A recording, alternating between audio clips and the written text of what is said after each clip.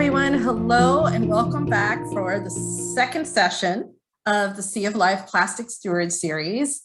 Again, I'm Paulita Bennett Martin, one of the two founders of Sea of Life, and I will be your host today. So first, before we begin on today's discussion, let's go ahead and recap last session, where you heard from my Sea of Life partner, Natalie, about the history of plastics. She shared a really brief history of plastics, but we hope that you might recall many of the inventions in plastics over the years. Some of them good, but a lot of them for the bad, especially when we started scaling up and mass producing single-use plastics. Now, in part 2 of the series, we're going to hear from two incredible guest speakers who are really going to discuss and get to the core of what is happening right now with the plastics crisis. So today we have Kelsey McNall and we have Magdalena. And Magdalena, don't kill me, but I forgot your last name, so I'm going to jump to it right here. It's Donoso. Two wonderful people who have basically been working for a very long time in protecting our communities, protecting our nature and our wildlife from issues like plastic pollution. So Kelsey is the U.S. Member Engagement Officer for the Break Free from Plastic Coalition. It's a global movement dedicated to creating systemic change to tackle plastic pollution in a way that's holistic and centers environmental and social justice. Kelsey came into this role as a former organizer taking on petrochemicals, plastic, and climate pollution in Appalachia, where she resides in the city of Pittsburgh. Now Kelsey works every day with members of the Break Free from Plastic US to strengthen the movement and support the incredible work of member organizations, working to build a just and plastic-free world. So check them out, Break Free from Plastic. The website is right below her picture here, breakfreefromplastic.org. Then an equally exciting person that we're going to be speaking to is we welcome Magdalena Donoso with Gaia. Gaia is the Global Alliance for Incinerator Alternatives. Magdalena is the regional Gaia coordinator and also a Break Free from Plastic on the Break Free from Plastic node for Latin America and the Caribbean. She worked in communications and networking with several Chilean NGOs and in Television Trust for the Environment, which I believe is from the UK, where she supported educational and activism programs in forestry and biodiversity for 15 years.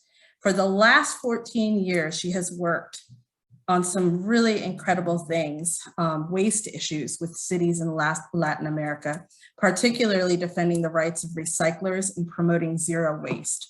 She is based in Chile. And if you want to learn more about Gaia, you can go to no-burn.org. So what we're going to do today is really get a big picture of how plastics impact so many facets of our life, right?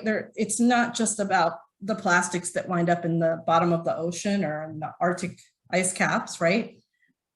This impacts many facets of our life. So we're going to hear a brief overview of that. But then Magdalena is also going to drive it home about what's this look like specifically when we talk about areas of the world like Latin America and the Caribbean and how those communities are really battling with these issues. And at the end, we'll do a quick wrap up and leave you with some reflection questions as we do in every session. And I'm going to kick this over right now to Kelsey. And thank you again to our guest speakers. And I will see you at the end of class.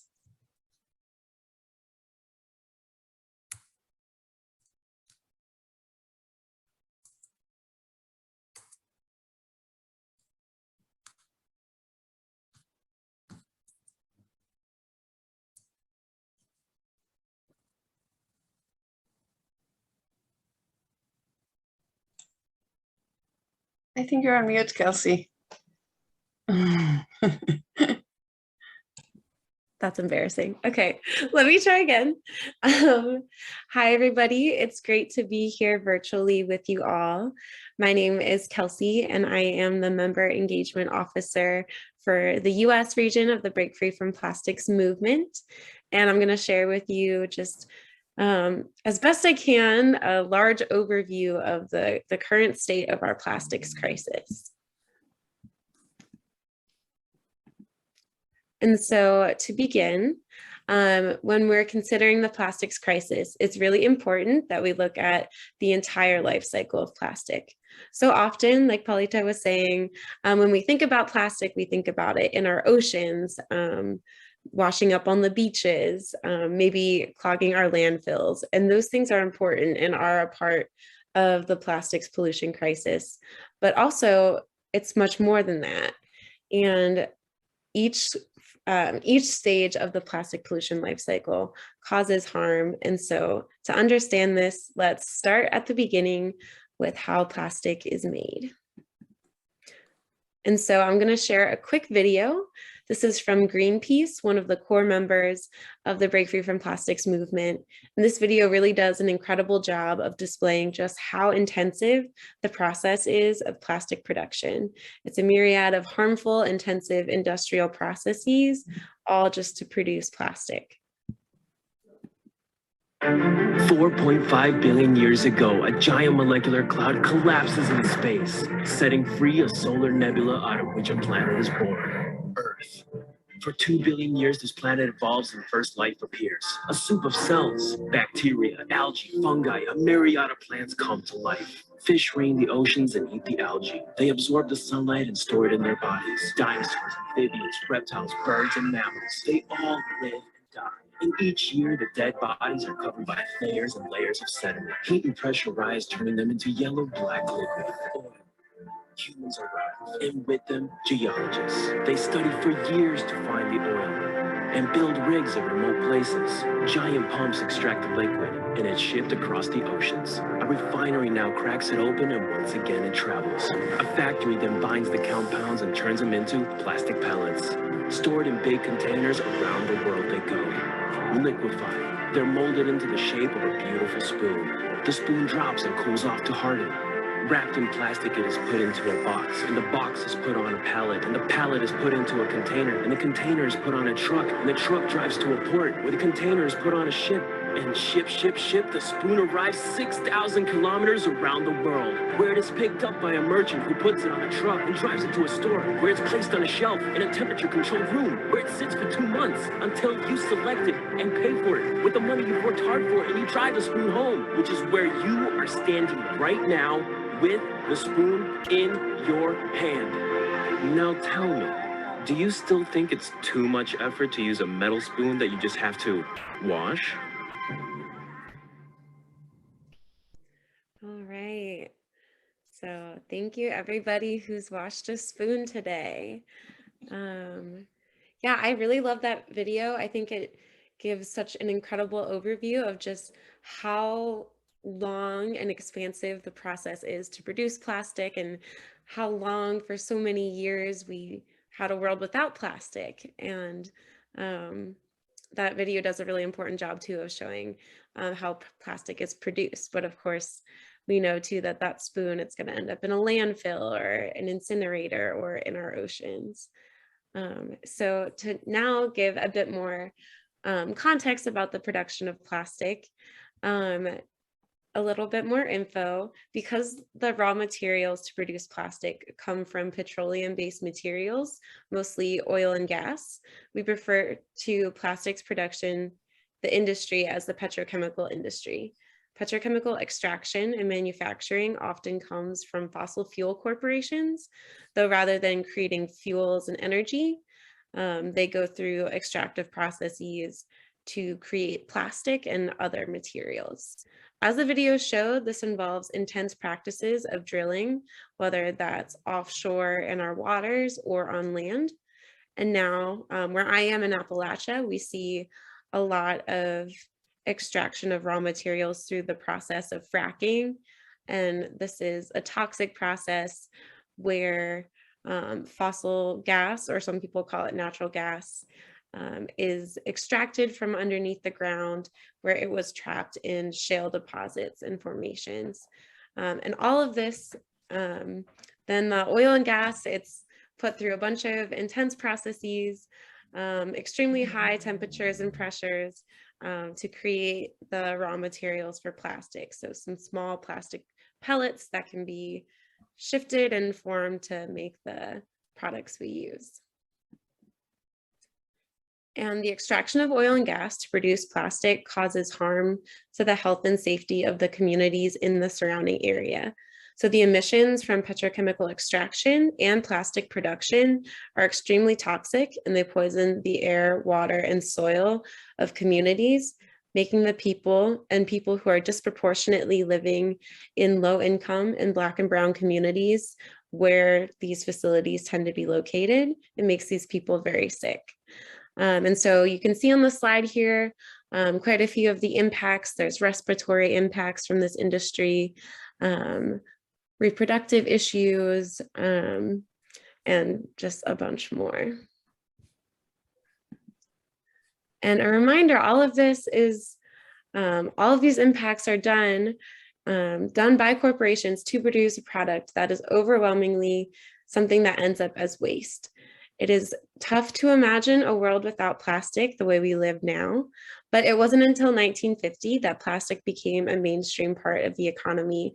And I know that Module 1 talks more about that history. But since then, plastic production has astronomically increased.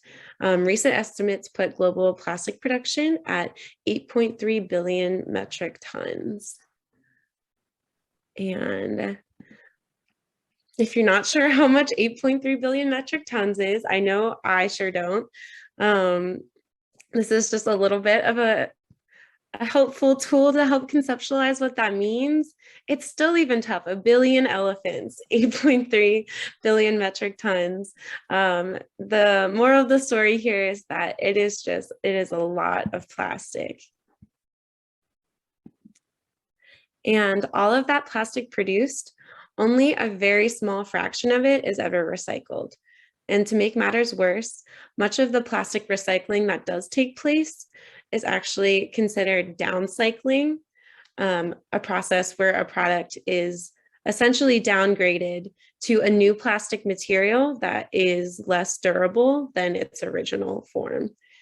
In addition, the communities around the world that accept plastic for recycling are often just absolutely inundated with plastic trash, much of which doesn't end up actually being recyclable. And this ends up creating an environmental justice issue called waste colonialism, where communities disproportionately bear the impacts of the plastic waste from other parts of the world. And of the plastic that doesn't go through the recycling process, much of it goes through our waste systems. This plastic trash will either end up clogging our landfills, and in doing so, that increases the toxicity of the materials in the landfill.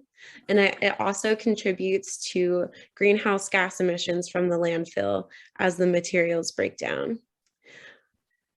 And the plastic can also end up going through the incineration process, where the plastic is burned, like you can see in the graphic here.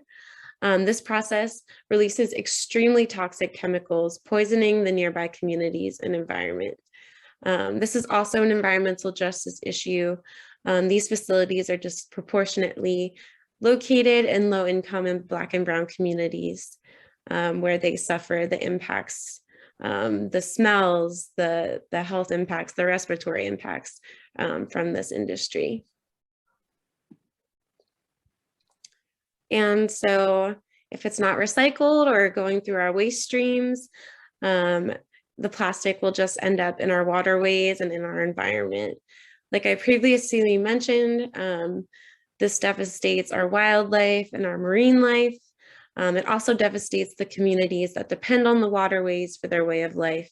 Here you can see a fisherman in the Philippines removing fish in crab traps from plastic-filled waters. Look at that.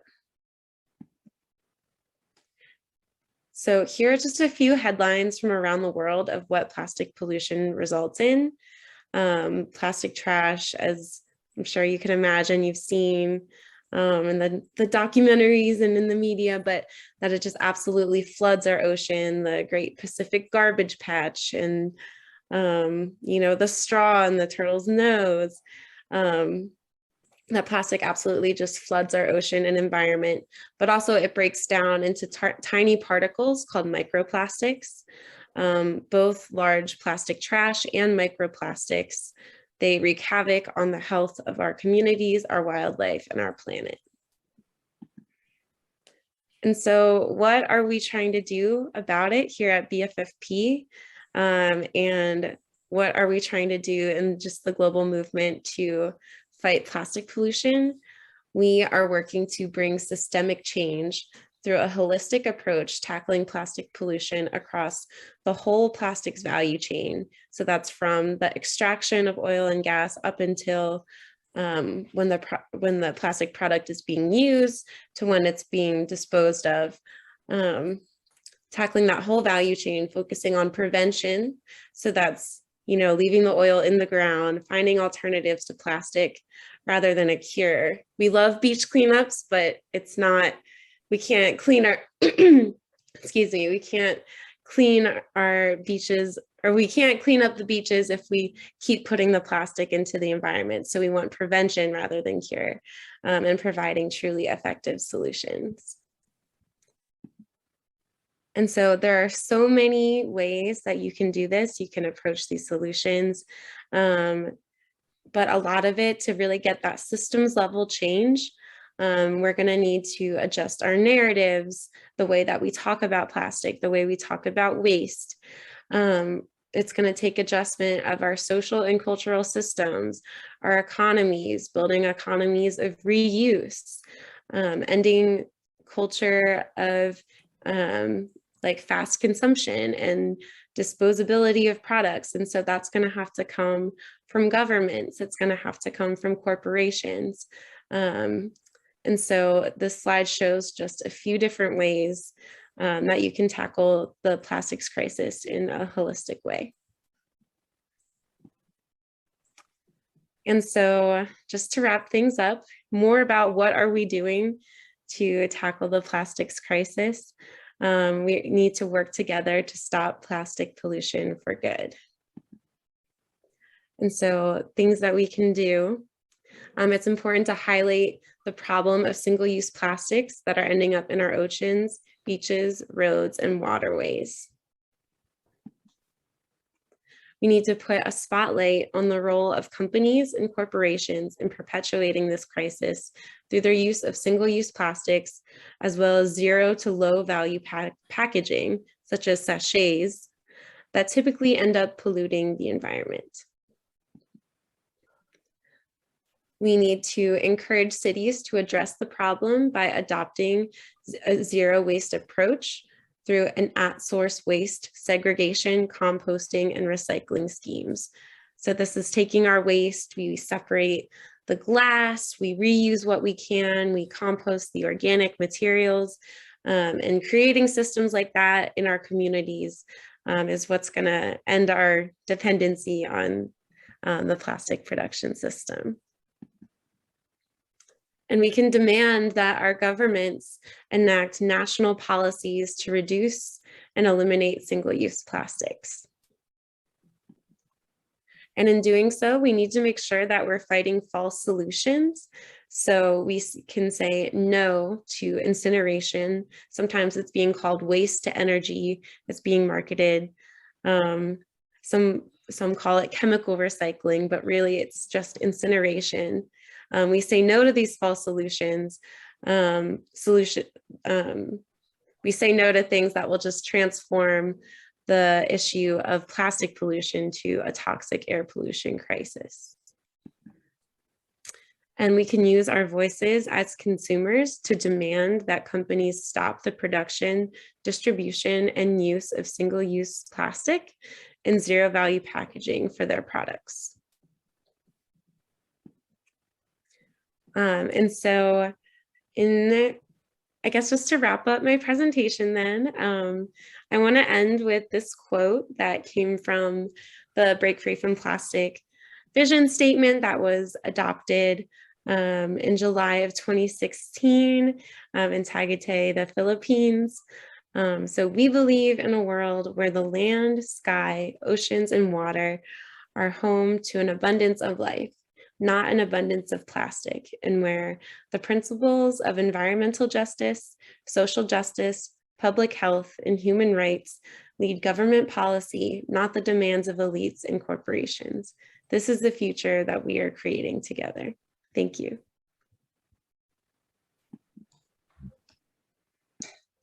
Thank you, Kelsey. I think I will jump in, and thanks for providing that big picture of such a huge issue in a few minutes. That's challenging. I'm really grateful to have been invited to this conversation and share with you all some aspects of the situation we are facing in Latin America, in particularly related to waste and plastics, and our thoughts about the tools we have been using to resist, basically. I would like to just start saying that Latin America is an amazing continent, full of extraordinary natural areas and people keeping, I would say, the ancestral knowledge of the continent, which is still vibrant and alive in many places. But in this, the thing is that in the same continent, it's around 145,000 tons a day of waste that are still disposed in open dump sites. And that includes like around 17,000 tons a day of plastic waste. These are numbers like from 2 or 3 years ago, so probably it's more now. And this is 27% of the regional population, which is directly affected by contamination, by pollution, to which many other communities are added when it comes to the effects of all the cycle of, or the life cycle of plastics, which is what Kelsey was explaining.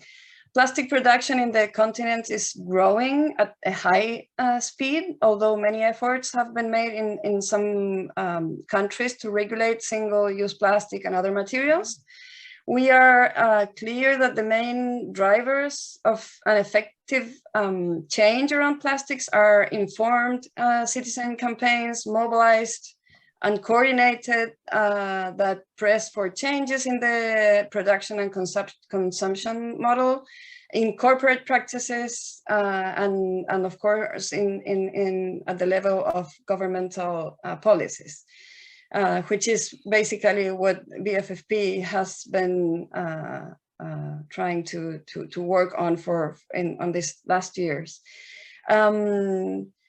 From accidents in petrochemicals to like devastating dump sites and waste pickers displaced, there are many expressions of waste and particularly plastic pollution in the continent. I would say that those are like it is expressed in all those spaces.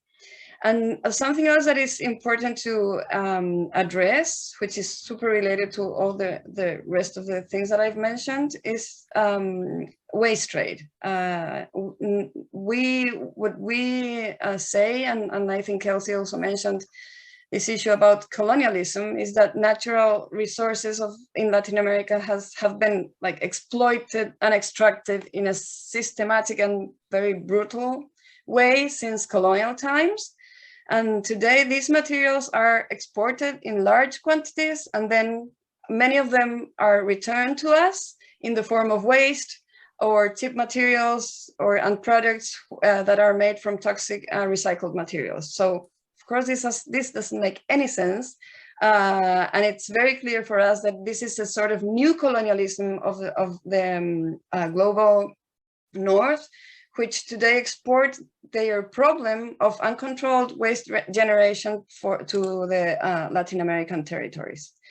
According to a recent research by Gaia and BFFP member organizations here in the region, plastic waste exports from the US to some Latin American countries increased by more than 100% in 2020 at the height of the pandemic. So what we see is that we have clearly become an emergent destination for plastic.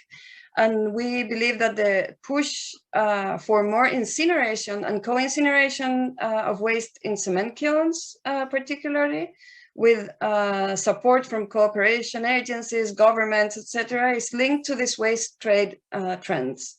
What we see is that they pretend to hide the problem of waste and the environmental injustice behind that by basically putting in place this false solution, which is basically burning waste.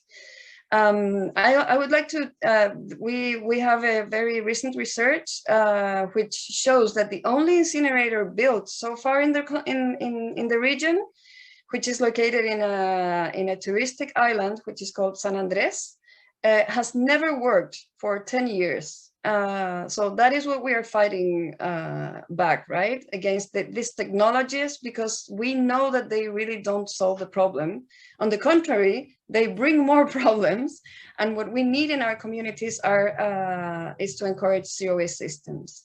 I think that it really is complicated, like the whole panorama, right? But we are really hopeful that things will get better. That's why we have been working hard for many years, and not us, but we have just tried to be helpful for all the communities that are really doing the work on the ground. And what encourages us to do all this is that in thousands of communities in the global south, there is still a strong understanding of how things should work. And they practice that vision locally at different levels. We basically believe in a system that is respectful and collaborative and not competitive, respectful of people and nature. And what we see is that local actions will lead us to global change. And at the same time, global actions will help communities succeed in their local efforts. That is the sort of the game that we have been trying to play, which is super challenging, but it's amazing, and it's always super encouraging to work with the communities on the ground that are doing the hard work. So that is basically what I would like to share with you in 5 minutes. There's a lot more to say, but I'm sure that you will have a very interesting conversation coming from this information that we have been trying to provide. Yeah, and I'm going to go a little off of our agenda here. That what you guys presented, thank you for wrapping that up into such small packages, because sometimes when the small package comes through, it feels like it's not that big of an issue, but I think you presented everything so well. And I really appreciate how you connected this back to big picture solutions, right? Not just specific projects, but the way that we really need to look at the issue and consider it. And thank you so much for that. And I'm going to lead us down the path to the end of this lesson here. We could continue all night, but we have to end, and we have to leave you all who are watching right now with something to reflect on, which I think you have a lot already to reflect on from these two guest speakers. But let's see here. What we are going to ask of you to think about and to diary on is a couple of things. And I might also ask this of our guest speakers, right? I know that you already know how plastics is impacting your life, right? But could each of you just point out one thing that you think about quite often of the threats that you presented tonight that is directly impacting the local community that you live in? What's the one thing that jumps out, that just gets you and jumps out at you when you think of plastics in the big picture? I'll start with Magdalena.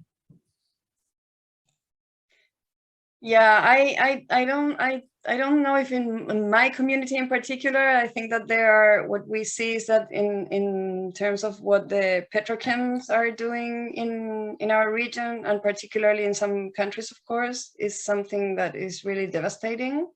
And I think that the big challenge there is that we need to be able to make clear the connection. It's like petrochems seem to be there, and they have been there for so long, and it's just that we just don't make the connection between what is happening there and our day-to-day decisions, you know, like Right. when we buy things or the way we use plastics without knowing what is happening before that or after the moment where when we are using them. I think that is something that is like it drives us to, or me to keep working on this. Yeah, so that would be what I would say.